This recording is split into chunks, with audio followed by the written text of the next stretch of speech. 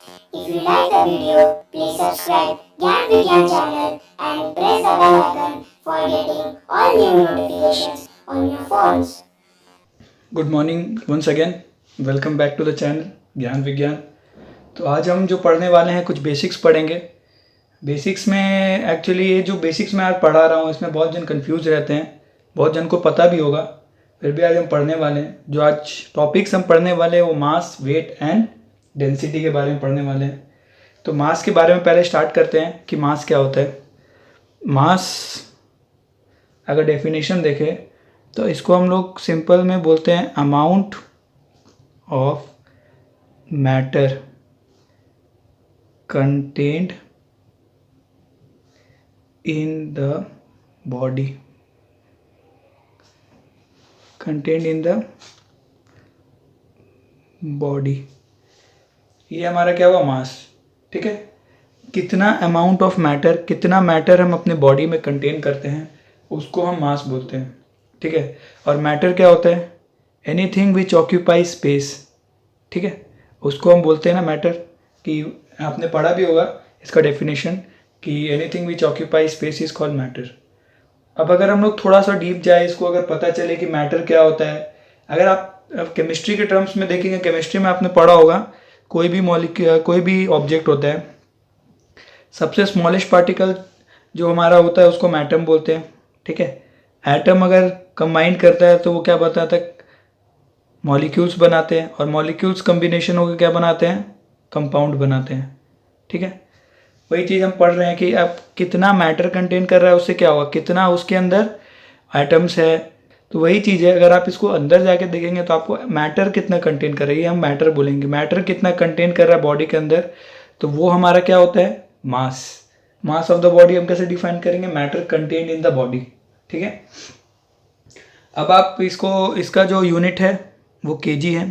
ठीक है, और इसको मास को अगर आप थोड़ा एडवांस फॉर्म में अगर आपको डिफाइन करना है तो आप क्या कर सकते हैं, mass is a measure of its resistance.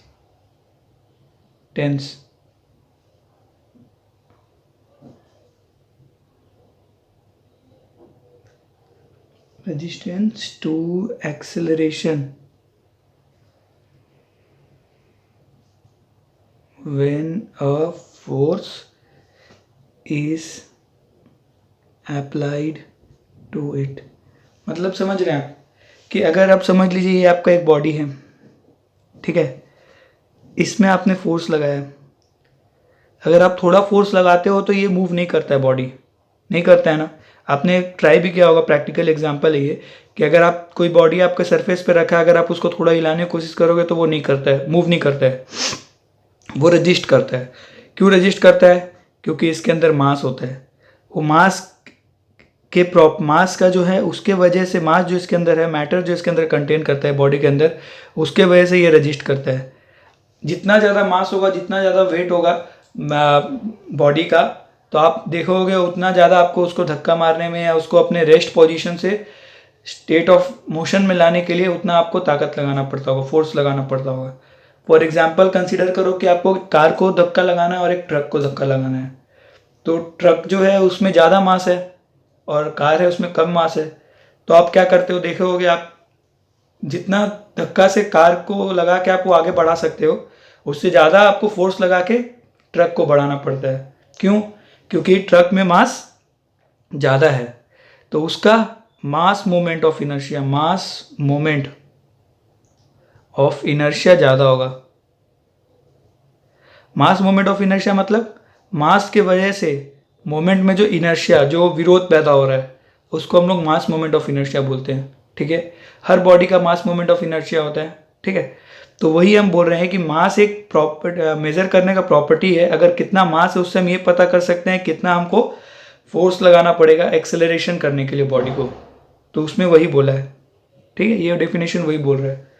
ये मास मोमेंट ऑफ इनर्शिया आप आगे पढ़ने जाएंगे तो आपको बहुत काम आएगा। हर जगह आता है कि अगर कोई भी बॉडी है, रेक्टेंगुलर बॉडी है, सर्कुलर बॉडी है, तो उसका मास मोमेंट ऑफ इनर्शिया क्या होता है। इस लेवल में आपको ज़रूरत नहीं है, बस मैं आपको एक डेफिनेशन बता रहा हूँ कि मास के वजह से भी जो रेजिस्टेंस आता है बॉडी पे, उसको मास मोमेंट ऑफ इनर्शिया बोलते हैं। ठीक है, अब हम कुछ आगे पढ़ेंगे जो है वेट। वेट हमने पहले भी पढ़ लिया है, तो वेट को ज़्यादा अच्छे से पढ़ने के लिए हमने ये किया है कि इसमें क्या होता है, ये इसको आप डिफाइन करोगे force of attraction exerted on the body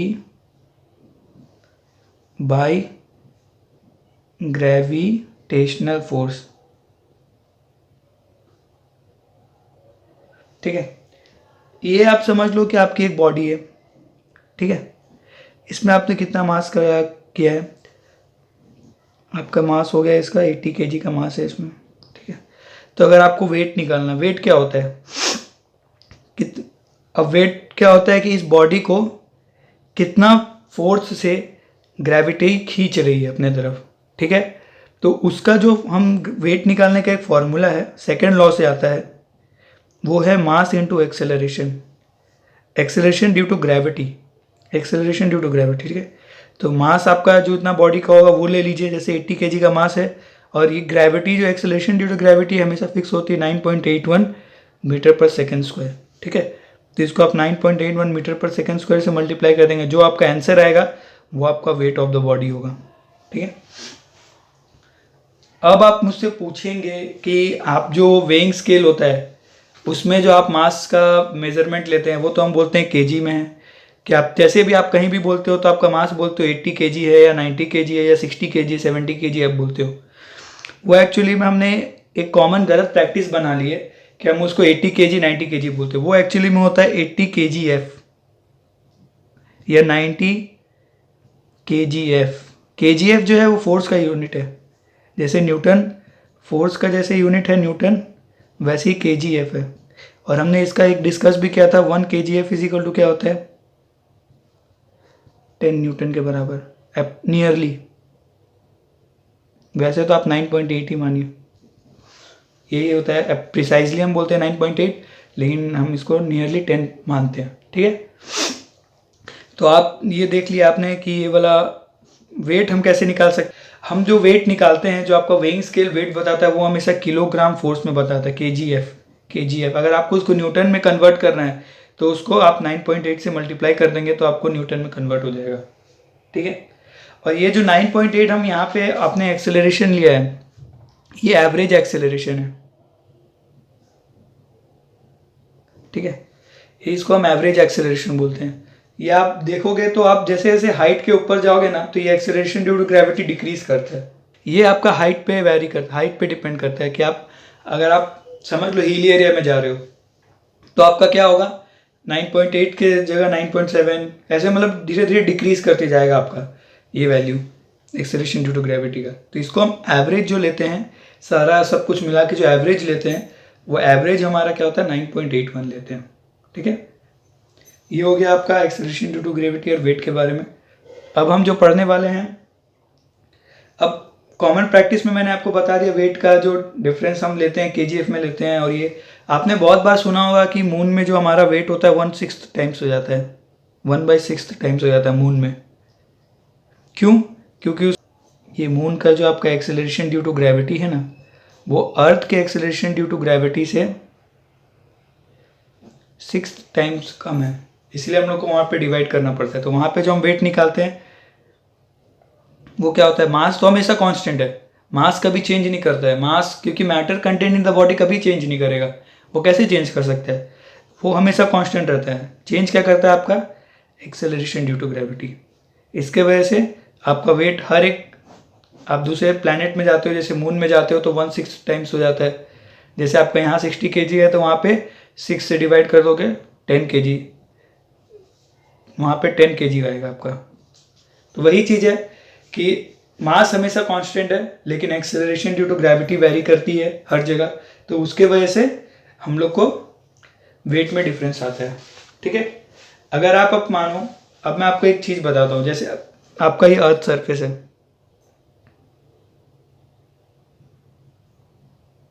ठीक है, अगर आप इससे ऊपर जाओगे, जैसे आपने ये अर्थ सरफेस से इससे ऊपर गए तो आपका जी का वैल्यू जो होता है ना वो डिक्रीज करता है। लेकिन आपका समझ लो ये आपका मीन सी लेवल है, ठीक है। लास्ट एंड हो गया जहाँ से मीन सी लेवल, जो हमारा मीन एकदम जो हम लेते हैं मीन सी लेवल, ये मीन सी लेवल हो गया आपका एरिया, समझ लो।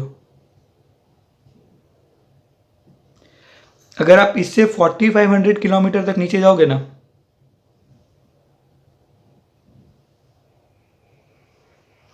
तो जी इंक्रीज करता है, लेकिन 45 किलोमीटर 100 के बाद, 4500 किलोमीटर के बाद जी डिक्रीज करना स्टार्ट करते हैं, ठीक है। ये बस मैंने आपको एक इन्फॉर्मेशन के लिए बता दिया कि ये वाला जो अर्थ सरफेस है उसके अंदर ऐसा चलता है, और आप अगर ऊपर जाओगे हिल एरिया में जाओगे तो आपका ग्रेविटी कैसे चेंज करता है, एक्सेलरेशन ड्यू टू ग्रेविटी, ठीक है। लेकिन हम उसको हमेशा एवरेज कितना लेते हैं, 9.81 मीटर पर सेकेंड स्क्वायर, ठीक है। ये हमारा है। अब हम जो आज टर्म डिस्कस करने वाले हैं वो है डेंसिटी।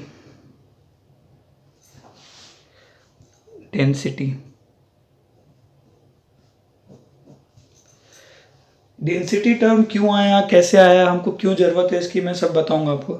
पहले मैं आपको एक कुछ 2-3 मतलब जो कॉमन लाइफ है कि कैसे क्या है, तो मैं वो आपसे बताता हूँ कि आप समझ लो कि आपके पास एक 2 मास है। एक समझ लो आपके पास आयरन बार है और एक आपके पास कॉटन है। कॉटन है यहाँ पे बहुत सारा।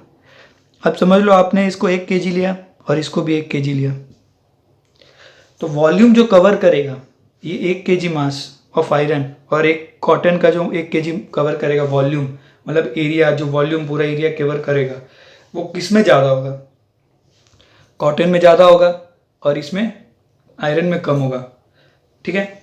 और एक एग्जांपल ले लो कि आपके पास है एक आयरन का बार है और एक आपका वुड का बार है। ये आयरन हो गया, ये वुड हो गया, ठीक है। ये आपने कितना लिया, दोनों का आपने वॉल्यूम सेम लिया, ठीक है। इसका भी 1 मीटर क्यूब वॉल्यूम है, इसका भी 1 मीटर क्यूब वॉल्यूम है, तो दोनों का वेट सेम होगा क्या, नहीं होगा ना। दोनों का वेट सेम कैसे हो सकता है, आयरन का जो वेट होता है हमेशा ज़्यादा होता है। प्रैक्टिकल एग्जांपल इसमें देखो, आप कोई भी अपना घर पे अगर आपका आयरन बार होगा, अगर आप 1 मीटर क्यूब का आयरन बार लेते हो और 1 मीटर क्यूब का वुड लेते हो, ठीक है, तो आप देखे होगे कि वेट इसका ज़्यादा होता है और इसका वेट कम होता है। क्यों ऐसा होता है, क्योंकि इसके जो मॉलिक्यूल्स है वो ज़्यादा टाइटली पैक्ड है। ज़्यादा टाइटली पैक्ड है मतलब उसमें ज़्यादा मैटर कंटेन किया होगा बॉडी में, जिसके वजह से उसका वेट ज़्यादा होता है, मास ज़्यादा होता है। और वुड में वैसा नहीं होता, वुड में उस आयरन से थोड़ा लूजली पैक होता है, ये भी टाइटली पैक है, सॉलिड है तो, लेकिन आयरन से कम, इसके वजह से इसका मास कम होता है तो हम वेट कम आता है हमारा। तो आप इसको हमको एक टर्म चाहिए जिसको हम डेंसिटी बोलते हैं। एक टर्म चाहिए होता है कि दोनों को रिलेट कर पाए, आपका मास को भी और एक वॉल्यूम को भी, इस दोनों को रिलेट कर पाए, उस एक टर्म को हम क्या बोलते हैं, डेंसिटी। इस दोनों को जो रिलेट कर पाए वो टर्म क्या होता है, मास डेंसिटी। उसका formula mass of substance by volume of substance, ठीक है।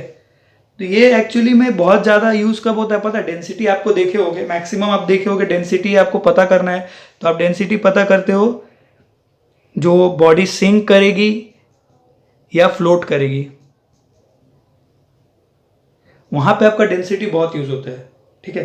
तो वो डेंसिटी हम इसीलिए हमने किया है क्योंकि हमको पता चले कि वो भारी कितना है, एक्चुअली में वो भारी कितना है। क्योंकि अगर देखिए, अगर आप वुल का ही कंसीडर कीजिए, वुल करिए, ठीक है, तो अब क्या होगा, वुल का एरिया बहुत ज़्यादा, वॉल्यूम बहुत ज़्यादा वो लेता है, ठीक है, और उसका मास कितना 1 kg ही है। तो ये क्या करेगा, अगर आप इसको मानो, जैसे आपका वुल ले लो, वुल का एग्जांपल ले लो, वुल या कॉटन ले लो, ठीक है, इसको अगर आप 1 kg का लोगे तो इसका सरफेस एरिया आप समझ लो 8 मीटर क्यूब का सरफेस एरिया इसने कवर किया, ठीक है। 8 मीटर क्यूब का वॉल्यूम इसने कवर किया और इसका मास आपने इतना लिया। तो जब ये प्रेशर अप्लाई करेगा कोई भी जगह पे, प्रेशर जो अप्लाई करेगा वो 1/, आपका एरिया जितना आएगा, इसका समझ लो आपका एरिया है 4 के लगभग है, तो उतना ही प्रेशर अप्लाई कर पाएगा, तो क्या इसका एरिया बढ़ गया, सरफेस एरिया बढ़ गया।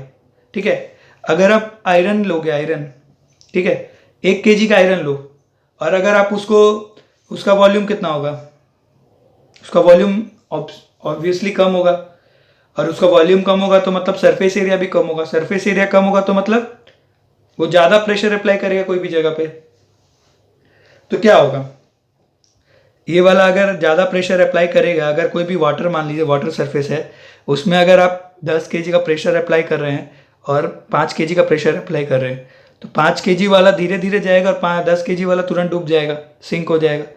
ठीक है, तो वही चीज़ मैं बोलना चाह रहा हूँ कि डेंसिटी जो हमने टर्म जो डिफाइन किया है, वो एक्चुअली ये डिफाइन किया है कि वो कितना मटेरियल थिक है अंदर से, कितना उसमें मैटर कंटेन है, कितना उसके अंदर वो डेंस है। ठीक है, इसीलिए हम डेंसिटी डिसाइड करते हैं। मास और वॉल्यूम से हम वो पता नहीं कर पाएंगे। अगर हम इसका रेशियो लेंगे तो हमको पता चल जाएगा कि वो एक्चुअली में उसके अंदर कितना मैटर कंटेन करता है और वो कितना हेवी है। इसीलिए हम हर चीज़, आप फ्लूइड में देखोगे आगे जाके, कभी भी अगर आगे जो बढ़ने वाले हैं, हर जगह हम डेंसिटी टर्म का यूज़ करते हैं। Density of water, density of liquid, density of solid, क्योंकि हमको डेंसिटी पता करना इंपॉर्टेंट, बहुत इंपॉर्टेंट फैक्टर है डेंसिटी। ठीक है, तो मैं यही बोलना चाह रहा हूँ कि आप डेंसिटी, इसीलिए हमने एक टर्म बना लिया डेंसिटी, कि मास बाय वॉल्यूम हम करें तो हमको पता चल जाए कि उसका कितना डेंस है वो मटेरियल। डेंसिटी को आप और एक इजी टर्म में बोल सकते हो। जैसे डेंसिटी आप लिखते हो कोई भी चीज़ का, तो डेंसिटी इज इक्वल टू क्या होता है, density is equal to mass by volume बोलते हैं हम लोग। ठीक है, तो और हम ऐसे भी लिखते हैं कि डेंसिटी को लिखते हैं ना हम, अगर उसका यूनिट लिखना है तो लिखते हैं, कैसे लिखते हैं डेंसिटी को, 8 kg per metre square, metre cube. ठीक है, तो इसका क्या मतलब होता है, आप एक इजी लैंग्वेज में समझ जाइए कि डेंसिटी का जो मतलब कैसे हम निकालते हैं। आप समझ, इसका मतलब क्या हुआ कि 1 मीटर क्यूब में 8 kg उसका मास है। फॉर एग्जांपल 1 मीटर क्यूब का आप क्यूबॉइड बनाइए। वॉल्यूम तो पता है ना, कोई भी चीज़ जो स्पेस कवर करता है उसको हम वॉल्यूम बोलते हैं। तो जैसे हम 2D में नहीं, वॉल्यूम हमेशा 3D में लेते हैं, क्योंकि उसमें हाइट भी इन्वॉल्व होता है, लेंथ, ब्रेथ एंड हाइट, तीनों चीज़ इन्वॉल्व होती है। तो एक समझ लीजिए स्क्वायर है, इसको अगर हम 3D में बनाएंगे तो कैसे बनेगा, ऐसा बनेगा। स्क्वायर को अगर हम 3D में बनाते हैं तो ऐसा बनेगा ये।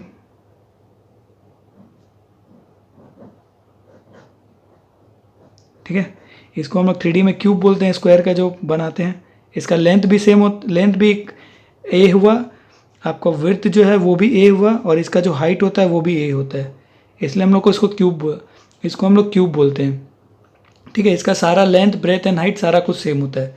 तो अगर हम लोग को इसको डिफाइन करना है डेंसिटी को, तो डेंसिटी को हम डिफाइन क्या करेंगे कि ये वॉल्यूम में, 1 मीटर क्यूब की वॉल्यूम में जो इसका मास है वो कितना है, 8 kg का है। ठीक है, तो इसमें हम लोग को एक क्या पता चलता है, स्पेसिफिक वॉल्यूम में हमारा कितना वेट है, उससे हमको ये पता चल जाएगा कि हमारा मटेरियल कितना डेंस है। ठीक है, ये हो गया डेंसिटी के बारे में। अब आप केस पकड़ लीजिए, आपने हीट, आप डेंसिटी क्या होती है, डेंसिटी चेंज नहीं होती है शेप और साइज के साथ। ठीक है, अगर शेप अलग अलग है तो डेंसिटी सेम रहेगी। तो density never changes with shape and size. ठीक है, लेकिन आप केस मान लीजिए जब आपने हीटिंग की कोई बॉडी को, ठीक है, और आपने कूलिंग की, 2 केस होता है, एक हीटिंग का केस है और एक कूलिंग का केस है। हीटिंग करते हैं तो बॉडी क्या होता है, एक्सपैंड करता है, सबको पता है। ड्यूरिंग हीटिंग बॉडी ये ऑब्जेक्ट एक्सपैंड करता है। अब जब हमको डेंसिटी का फॉर्मूला पता है, अब हम एक चीज़ याद रखेंगे, डेंसिटी को हम डिफाइन करते हैं, डेंसिटी को जो हम डिनोट करते हैं, ठीक है, डेंसिटी को डिनोट हम करते हैं रो से। ठीक है, और इसका यूनिट, डेंसिटी का यूनिट क्या होता है,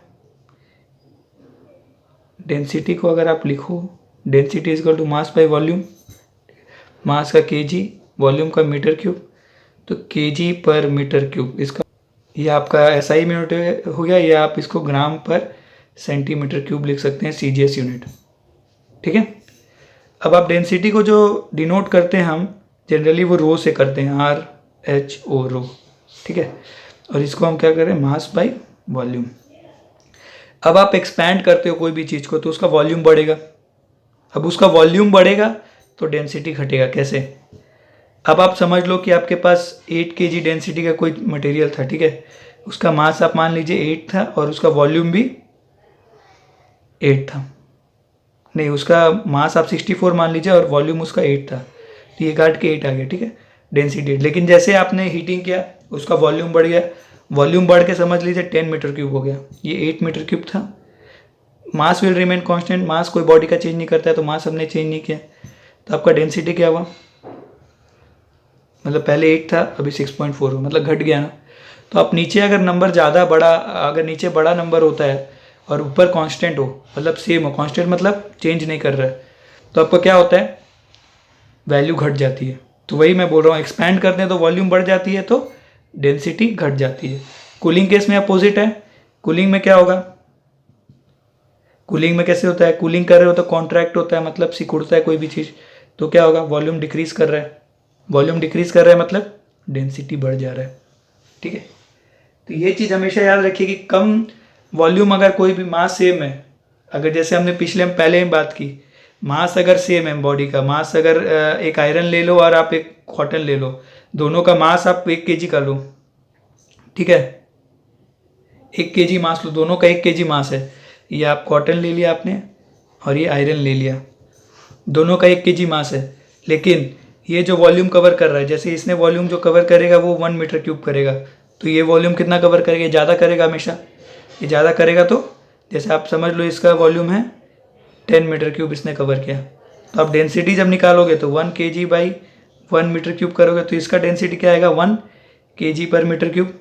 लेकिन इसका डेंसिटी क्या आएगा, 1 kg बाई 10 मीटर क्यूब, तो इसका डेंसिटी कितना है, 0.1 kg पर मीटर क्यूब। तो इससे क्या पता चला कि ये बॉडी कम डेंस है, ये बॉडी ज़्यादा डेंस है, ठीक है।